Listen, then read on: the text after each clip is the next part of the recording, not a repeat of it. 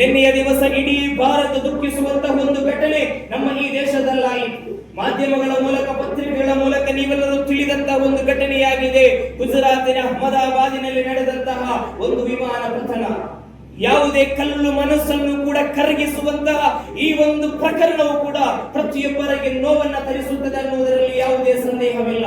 ಸಾವಿರಾರು ಕನಸುಗಳ ಮೂಲಕ, ಹಲವಾರು ಆಕಾಂಕ್ಷೆಗಳ ಮೂಲಕ, ಸಾವಿರಾರು ಗುರಿಗಳ ಮೂಲಕ ಎತ್ತರಕ್ಕೆ ಆಡಿದಂತಹ ಒಂದು ವಿಮಾನ, 242 ಪ್ರಯಾಣಿಕರನ್ನು ಒಳಗೊಂಡಂತಹ ಒಂದು ವಿಮಾನ ಕೇವಲ 25 ಸೆಕೆಂಡುಗಳಲ್ಲಿ, ಟೇಕ್ ಆಫ್ ಆದ 25 ಸೆಕೆಂಡುಗಳಲ್ಲಿ ಪತನಗೊಂಡು ಅಲ್ಲಿ ಆ ವಿಮಾನದಲ್ಲಿ 241ರಷ್ಟು ಪ್ರಯಾಣಿಕರು ನಿಮಿಷಗಳ ಕ್ಷಣಾರ್ಧದಲ್ಲಿ ಸುಟ್ಟು ಕರಗಿ ಬೂದಿಯಾದ ಘಟನೆಯನ್ನಾಗಿದೆ ನಾವು ಮಾಧ್ಯಮಗಳ ಮೂಲಕ ಕಂಡದ್ದು.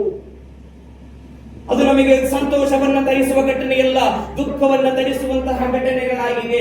ಅಹಮದಾಬಾದಿನ ಆ ಒಂದು ವಿಮಾನ ಪತನದಲ್ಲಿ ಕರಗಿ ಹೋದದ್ದು ಮನುಷ್ಯರಾಗಿದ್ದಾರೆ, ಹೆಣ್ಣು ಮಕ್ಕಳಾಗಿದ್ದಾರೆ, ಗಂಡು ಮಕ್ಕಳಾಗಿದ್ದಾರೆ, ಹಿರಿಯರಾಗಿದ್ದಾರೆ, ಕಿರಿಯರಾಗಿದ್ದಾರೆ, ಪುಟ್ಟ ಪುಟ್ಟ ಮಕ್ಕಳಾಗಿದ್ದಾರೆ. ಬದುಕನ್ನುವ ಬಗ್ಗೆ ಯಾವುದೇ ತಿಳುವಳಿಕೆ ಇಲ್ಲದ, ಈ ಜಗತ್ತಿನ ವಿಸ್ಮಯಗಳ ಬಗ್ಗೆ ಗ್ರಹಿಕೆ ಇಲ್ಲದ, ಜ್ಞಾನ ಇಲ್ಲದ ಪುಟಾಣಿ ಮಕ್ಕಳಾಗಿದ್ದರು. ನಿನ್ನೆಯ ದಿವಸ ಗುಜರಾತಿನ ಅಹಮದಾಬಾದಿನಲ್ಲಿ ನಡೆದ ಆ ಒಂದು ವಿಮಾನದಲ್ಲಿ, ಆ ವಿಮಾನ ಪತನದಲ್ಲಿ ಆ ಒಂದು ಸಾವನ್ನ ಅವರು ಕಂಡದ್ದು ಮಾತ್ರವಲ್ಲ, ವಿಮಾನವು ಪತನಗೊಂಡಂತಹ ಸ್ಥಳದಲ್ಲಿ ಬದುಕನ್ನ ಪಡೆಯಲು, ಬದುಕಿನ ಯಶಸ್ಸಿಗಾಗಿ ಕಲಿಕೆಯ ಮೂಲಕ ಈ ಸಮಾಜದಲ್ಲಿ ಒಳ್ಳೆಯ ನಾಗರಿಕರಾಗಬೇಕೆನ್ನುವ ಕನಸನ್ನು ಹೊತ್ತು ತಂದಂತಹ ವೈದ್ಯಕೀಯ ಕ್ಷೇತ್ರದಲ್ಲಿ ಕಲಿತ ವಿದ್ಯಾರ್ಥಿಗಳಾಗಿದ್ರು. ಆ ಒಂದು ಪ್ರಕರಣದಲ್ಲಿ ಸಾವನ್ನಪ್ಪಿದ್ದು